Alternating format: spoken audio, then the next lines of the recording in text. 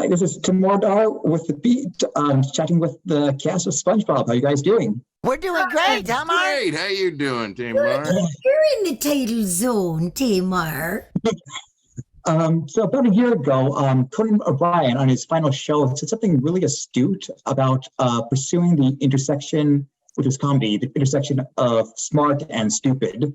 And it dawned on me that this special and SpongeBob in general, that pretty much perfectly describes how you utilize the comedy. I'm curious if you guys speak on the marriage of smart and stupid with SpongeBob in the special.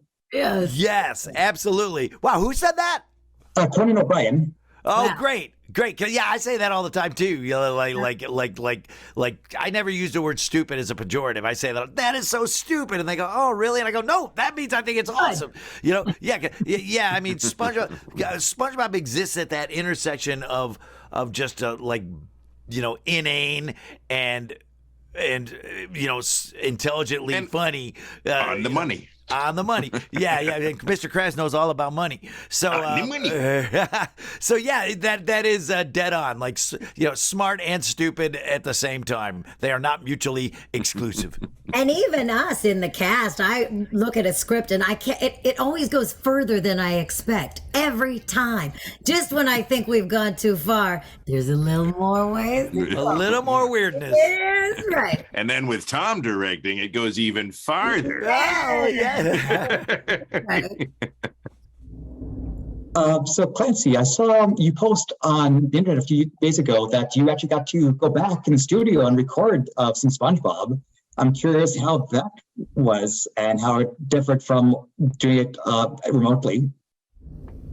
Well, it was, we were the test group that, because I guess we've been there the longest, because we haven't recorded together for about 2 3/4 years. Right. If we mark it from the time that we shut down on COVID till last week, right? Mhm. And man, it was great fun. It was great fun. It wasn't. We didn't have everybody there, but we had a lot of people there, and there's still a lot of COVID safety protocols we have to adhere to. But boy, there's nothing like a group record. Am I right?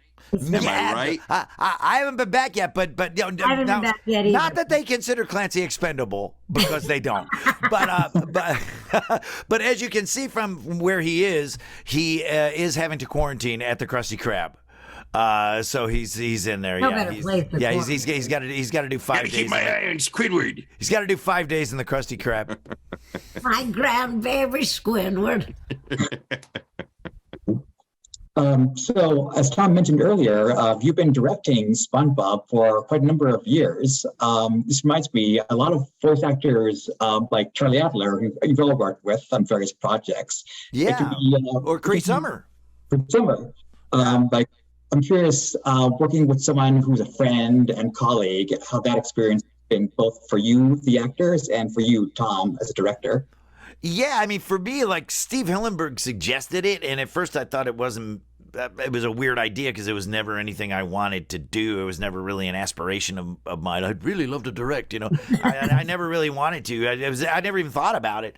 And then he suggested it, and I went around to the cast and said, would it be weird if I was like kind of the teacher in the front of the room instead of one of the kids in the back throwing paper airplanes and spitballs around with you guys? Would that be weird? And We all said yes. To a person. They all said, of course it would be all said weird. it And would be I weird. said, I don't care what you think. I was just asking as a formality. And no, they all said, yeah, of course, yeah. So it's been really fun. It's been really interesting. And one of the great things about Steve was that he was always pushing us to do stuff, pushing us into different areas and to doing stuff we never did before. Like I've worn so many different hats, gotten to wear so many different hats that I never would have worn without Steve Hillenburg, because he just said, why don't you do that? Why don't you try that? I wouldn't have done it on my own.